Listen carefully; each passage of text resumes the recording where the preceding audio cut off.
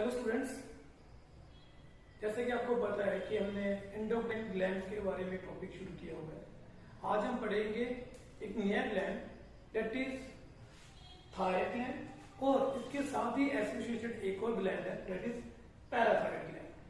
तो चलो सबसे पहले हम पढ़ते हैं थायराइड ग्लैंड के बारे में। थायराइड ग्लैंड जो है ये लार्जेस्ट एंडोक्राइन ग्लैंड है, लार्जेस्ट एंडोक्राइन ग्लैंड। तो हमारी बॉडी में जैसे मैंने आपको बताया है कि तीन टाइप के ग्लैंड है, एक endocrine gland, exocrine gland and heterocrine gland. Largest exocrine gland जो होता है वो होता है लीवर, लेकिन लार्जेस्ट एंडोक्राइन ग्लैंड जो है वो होता है थायराइड। तो मोस्टली बच्चे क्या होता है, मोस्टली बच्चे पेपर में कंफ्यूज हो जाते हैं, तो वो गड़बड़ी कर देते हैं थायराइड ग्लैंड और लीवर को लेके। तो keep it in mind, liver जो है वो लार्जेस्ट एक्सोक्राइन ग्लैंड है, बट थायराइड जो है वो लार्जेस्ट एंडोक्राइन ग्लैंड है। ये एंडोडर्मल इन ओरिजिन है, ये भी नीट पॉइंट ऑफ व्यू से देख के रखिएगा कि वहां पे आता है कि which are following ectodermal in origin, endodermal in origin और मेसोडर्मल इन ओरिजिन। तो थायराइड ग्लैंड जो है वो एंडोडर्मल इन ओरिजिन है।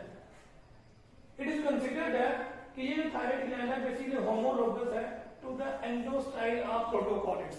तो ये कहा जाता है कि जो प्रोटोकॉर्डेट्स थे उनमें जो एंडोस्टाइल बना था जिसमें म्यूकस की सेक्रेशन होती थी, वो आगे जाके जो है वो थायराइड ग्लैंड बना है। तो ये प्रोबेबिलिटी है कि हाँ भाई ये उसका होमोलोगस है।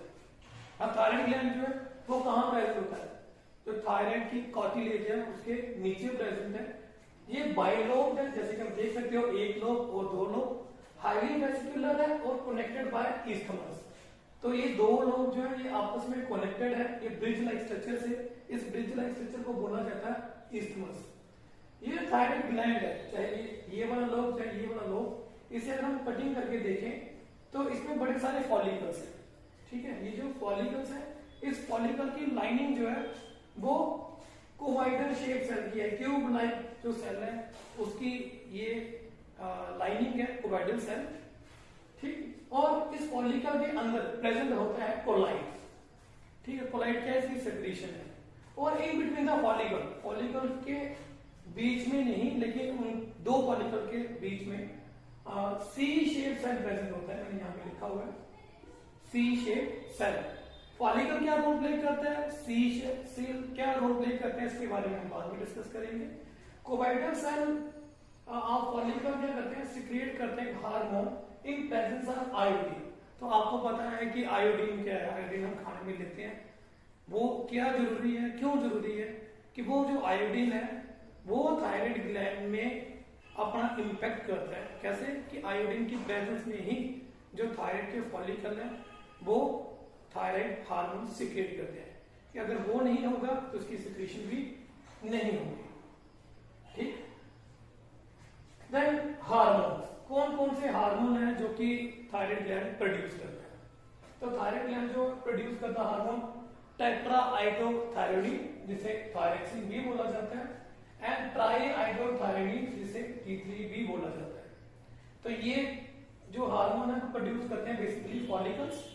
और एक और हार्मोन है जो थायराइड ग्लैंड प्रोड्यूस करता है, कैल्सिटोनिन, बट उसमें फॉलिकल का कोई रोल नहीं है, उसमें ये जो सी सेल है इसका रोल है। तो आप ध्यान में रखिएगा कि जो थायरॉक्सिन हार्मोन है, चाहे वो ट्राईआइडो है चाहे वो टेट्राआइडो है, तो वो फॉलिकल की वजह से प्रोड्यूस होता है। लेकिन जो कैल्सिटोनिन है वो सी शेप सेल जो है, जो फॉलिकल्स, दो फॉलिकल्स के बीच में प्रेजेंट है, वो प्रोड्यूस करते हैं कैल्सिटोनिन, ठीक। तो चलिए बच्चे अब समझते हैं कि ये जो थायरॉक्सिन हार्मोन है ये कैसे बनता है। जैसे कि आपको पता है कि थायराइड ग्लैंड जो है वो फॉलिकल्स के बने होते हैं। उन फॉलिकल्स के अंदर जो है वो कोलाइड्स होता है, और ये जो फॉलिकल के सेल हैं ये कोवाइडल सेल्स होते हैं। ये जो फॉलिकुलर सेल्स हैं ये एक थायरोग्लोबुलिन प्रोड्यूस करते हैं, जैसे कि आप देख भी सकते हो। और ये जो थायरोग्लोबुलिन है ये बाय एक्सोसाइटोसिस चले जाते हैं into the stroma part of the thyroid gland, right. अब यहाँ पर क्या होता है, कोलाइड है, और यहाँ पर एक और चीज़ होती है वो होता है आयोडीन।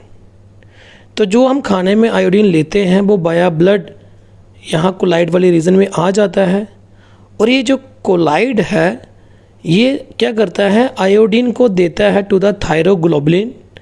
थायरोग्लोबुलिन के ऊपर रिसेप्टर साइट्स होती है, वहाँ पर 4 मैक्सिमम आयोडीन के ग्रुप लग सकते हैं, ठीक है। और आप यहाँ पर देख ही रहे हैं कि जब इस थायरोग्लोबुलिन के साथ आयोडीन लगते हैं वो मोनोआइडो, डाईआइडो, ट्राईआइडो, देन टेट्राआइडो। तो मोनो मतलब सिंगल आयोडीन ग्रुप लगा है, डाई मतलब 2 ग्रुप लगे हैं, ट्राई मतलब 3 ग्रुप लगे हैं, टेट्रा मीन 4 ग्रुप लगे हैं। जब ये 4 आयोडीन ग्रुप लग जाते हैं थायरोग्लोबुलिन के साथ, तो ये थायरोग्लोबुलिन क्या करते हैं, फिर एंडोसाइटोसिस जाते हैं, मतलब फिर से सेल के अंदर जाते हैं और फिर ये एंटर करते हैं इनटू द ब्लड, और ये रिसेप्टर साइट्स के थ्रू, जहाँ लेमैन में आप बोल सकते हो कि सेल एक्सोसाइटोसिस से जाएंगे, अदरवाइज मेनली ये क्या जाते हैं, रिसेप्टर साइट से बाहर चले जाते हैं, एक जो प्रोटीन मालिक्यूल ट्रांसफ़र कर देता है। तो थायरोग्लोबुलिन खुद बाहर नहीं जाता, राइट, सिर्फ थायरक्सिन हार्मोन को रिलीज कर देता है इनटू द ब्लड। यहाँ पर देखिए सेल ने थायरोग्लोबुलिन को कोलाइड मतलब स्ट्रोमा वाले पार्ट में छोड़ा है, और अब इसके ऊपर धीरे धीरे आयोडीन के ग्रुप जो हैं वो लग रहे हैं, ठीक। तो आप देख सकते हो यहाँ पे 4 थे, वहाँ पे अटैच हो गए हैं, और अब ये क्या करेंगे, फिर से सेल के अंदर जा चुके हैं, और ये सेल के बाहर वाली साइड, थायराइड वाली साइड क्या है, हमारी ब्लड वेसल, और वहाँ पर इन्होंने थायरक्सिन हार्मोन रिलीज़ कर दिया है। फिर से देखेंगे, ये सेल ने स्ट्रोमा वाली साइड थायरोग्लोबुलिन को रिलीज़ किया है, जिसके ऊपर आयोडीन ग्रुप अटैच होंगे। ये 4 बेंजीन लाइक जो स्ट्रक्चर बने हुए हैं आप देख सकते हैं। जब चारों के ऊपर वो अटैच होते हैं तो वो 2 उतर कर 2 अगले 2 के ऊपर जाके अटैच हो जाते हैं। अब ये क्या करेंगे, फिर से सेल के अंदर आए हैं, और अब विपरीत दिशा में जहाँ पर ब्लड वेसल है वहाँ जाके ये थायरक्सिन हार्मोन रिलीज़ कर देंगे। डिसऑर्डर क्या होता है? डिसऑर्डर मतलब इस हार्मोन के इम्बैलेंस की वजह से क्या क्या परेशानी आ सकती है। तो सबसे पहला, अगर ये थायराइड हार्मोन ज्यादा सिक्रीट हो जाए तो क्या होगा? तो थायराइड जो हार्मोन है बेसिकली करता है क्या है, थायराइड हार्मोन हमारे मेटाबॉलिक रेट को मेंटेन करता है, ठीक है। हम जो खाना वगैरह खाते हैं तो ये कितनी कैटाबॉलिक रिएक्शन होगी और कितनी स्पीड से एनाबॉलिक रिएक्शन होगी, इसे कंट्रोल करता है। बच्चे, ये जो थायरक्सिन हार्मोन है इसका मेन काम क्या होता है, ये बॉडी की मेटाबॉलिक एक्टिविटी को इन्हांस कर देता है। जब मेटाबॉलिक एक्टिविटी को इन्हांस कर देगा, इसका मतलब ऑक्सीडेशन प्रोसेस इंक्रीज कर जाएगी और काफ़ी ज़्यादा एनर्जी रिलीज़ होगी। तो इट मीन्स जब काफ़ी ज़्यादा एनर्जी रिलीज़ होगी तो बॉडी का टेम्परेचर बढ़ा देगा। सो थायरक्सिन हार्मोन थर्मो रेगुलेशन में भी हेल्प करता है, राइट। दूसरा, ऑक्सीडेशन अगर इंक्रीज़ कर रही है तो ऑक्सीजन की डिमांड को भी ये बढ़ा देता है थायरक्सिन हार्मोन, चूँकि ये मेटाबॉलिक रेट को हाई कर देता है। सो ये अब्जॉर्प्शन ऑफ जो कार्बोहाइड्रेट्स, ग्लूकोज वगैरह जो होते हैं, इनको भी ये इन्हांस करता है आपका thyroxine hormone. In addition to that ये ब्रेन की डेवलपमेंट में बेहद इम्पॉर्टेंट रोल प्ले करता है। अगर थायरक्सिन हार्मोन ज्यादा प्रोड्यूस हो गया तो हमारा जो कैटाबॉलिक रिएक्शन है, that is oxidation of food, बड़ी रैपिड पेस से होगा, तो एनर्जी स्टोर कम होगी, लेकिन एनर्जी जो है वो ज्यादा यूटिलाइज हो जाएगी बॉडी में फॉर मेटाबॉलिक एक्टिविटीज के लिए। तो वो जो आदमी है, चाहे वो लड़का है चाहे वो लड़की है, वो हमेशा लीन एंड थिन रहेगा, वो वेट को गेन नहीं कर पाएगा। उस केस में जो डिजीज होती है उसे बोला जाता है ग्रेव डिजीज, जहां हम इसे एक नाम और देते हैं एक्स ऑप्थेल्मिक गॉइटर, और इसका एक और नाम है थायरोटॉक्सिकोसिस।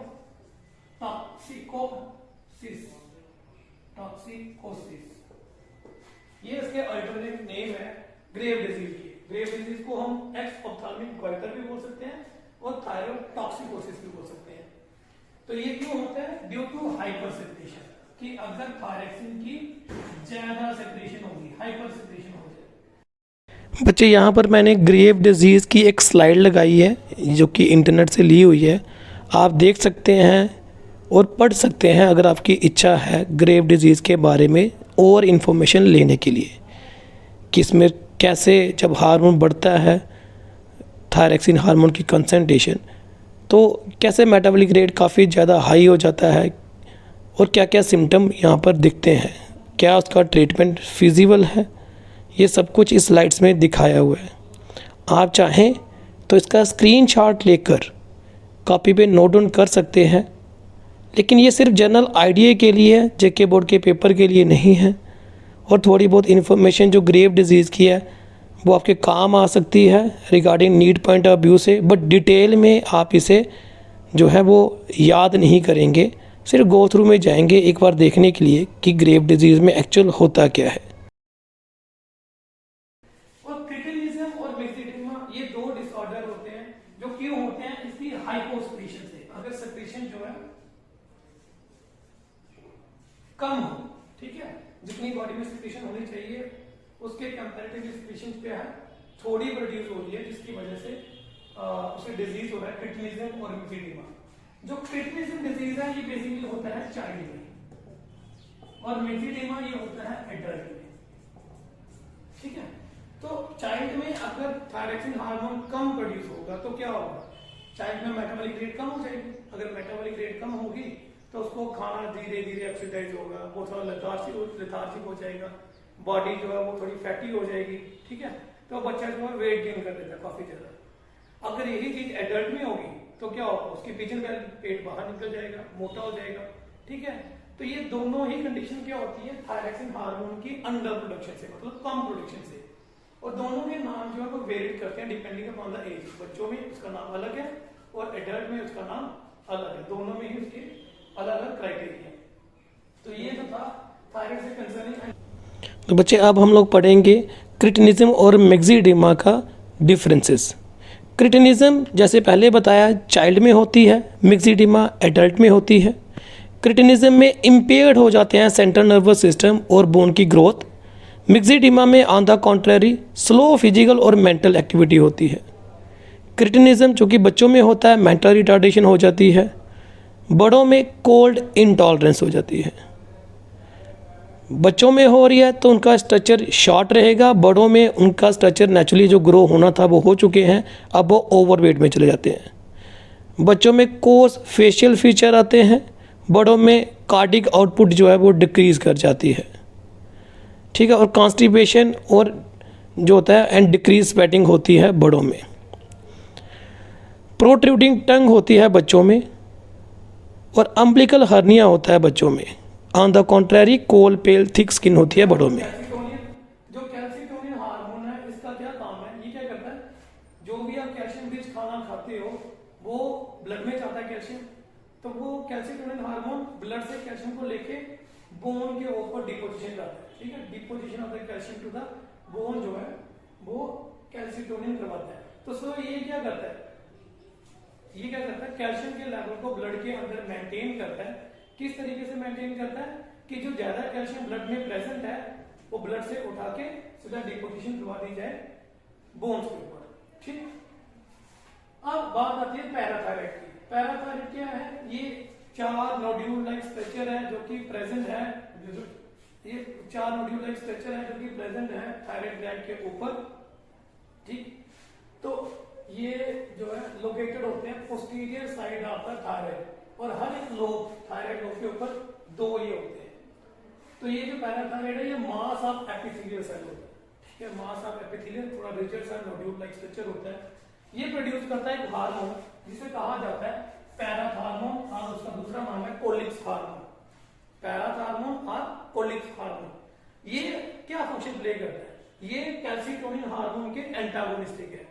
जो कैल्सिटोनिन करता है ये इसकी विपरीत फंक्शन करता है। कैल्सिटोनिन क्या कर रहा था, ब्लड से कैल्शियम को बोन में जमा कर रहा था, ठीक है। यहाँ पे ब्लड है, ब्लड से कैल्शियम ले रहा है और उसे बोन में दे रहा है।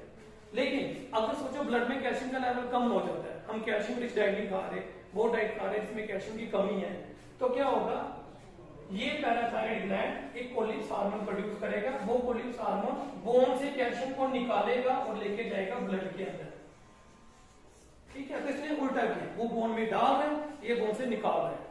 वो बोन में क्यों डाल रहा है, क्योंकि ब्लड में कैल्शियम बढ़ गया हुआ है। ये बोन से क्यों निकाल रहा है? क्योंकि ब्लड में कैल्शियम का लेवल कम हो चुका है। ठीक है, तो जब ब्लड में कैल्शियम का लेवल कम हो जाए तो कोलिक्स हार्मोन और पैरेथ हार्मोन बोन से ऊपर जाता है, वहां से कैल्शियम निकालता है और ब्लड में कंसंट्रेशन बढ़ा देता है। अगर इसकी हाइपर सेक्रेशन हो जाए तो क्या होगा? अगर पैरेथ हार्मोन की हाइपर सेक्रेशन हो जाए तो डिजीज होती है ऑस्टियोपोरोसिस। ऑस्टियोपोरोसिस क्या डिजीज है? जैसे ये हड्डी है, ठीक है, इसमें कैल्शियम निकलना शुरू हो जाए तो क्या होगा? यहाँ पे सुराख बन जाएंगे, पोर्स बन जाएंगे, है ना, ये पोर्स 1 2 3 4, तो ये सुराख बनना शुरू हो गए। ठीक है, तो बोन क्या होगी? ब्रिटल हो जाएगी, नाजुक हो जाएगी, जल्दी फ्रैक्चर हो जाएगी।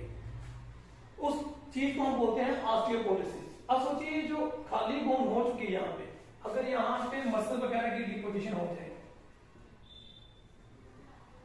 ठीक है, मसल के फाइबर जो है यहाँ पे जलना शुरू हो गए इस स्पेस को फिलअप करने के लिए, कैल्शियम नहीं बट मसल के फाइबर यहाँ पे शुरू हो चुके हैं इस स्पेस को फिल करने के लिए, उस कंडीशन को बोला जाता है ओस्टाइटिस fibrosa cystica.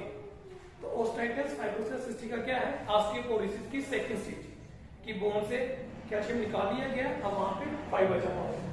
Now parathyroid technique, ये होता है ड्यू टू हाइपोसेक्रेशन, कम सेक्रेशन से, ये ज्यादा सेक्रेशन से था और ये कम सेक्रेशन से, जिसकी वजह से क्या होता है? पैराथायरॉइड टेक्निक हो जाता है, कैल्शियम का लेवल जो है वो ब्लड में कम हो जाता है, जिससे लॉक जॉ हो जाते हैं, जो जॉ है, ठीक है, तो क्या पता ऐसे बंद हो जाए, किसी तरह खोलना पड़े। तो ये टेक्निक में होते ही यही है कि जॉ लॉक हो जाना, लेकिन ये जॉ लॉकिंग क्या है? पैराथायरॉइड की वजह से हो रहा है, that is why it is called as parathyroid tetanus. ठीक है, ऐसे नॉर्मली जो टेटनस होता है वो क्लोस्ट्रीडियम टेटनी की वजह से होता है, bacterial disease, but this one is caused by imbalance of the hormone, that is parathyroid hormone और कोलिक्स हार्मोन। तो इस केस में जो है वो जॉ आपका लॉक हो जाता है। तो that was all about thyroid and parathyroid. ये दोनों ग्लैंड को इकट्ठे इसलिए बढ़ाया गया क्योंकि थायराइड में से एक hormone that is calcitonin hormone का ही एंटागोनिस्टिक पार्ट जो है वो पैराथायराइड में था, और दूसरा पैराथायराइड जो है वो इटसेल्फ जो है वो थायराइड के ऊपर प्रेजेंट होता है। तो नेक्स्ट टाइम हम अगला वीडियो करेंगे। Till then thank you.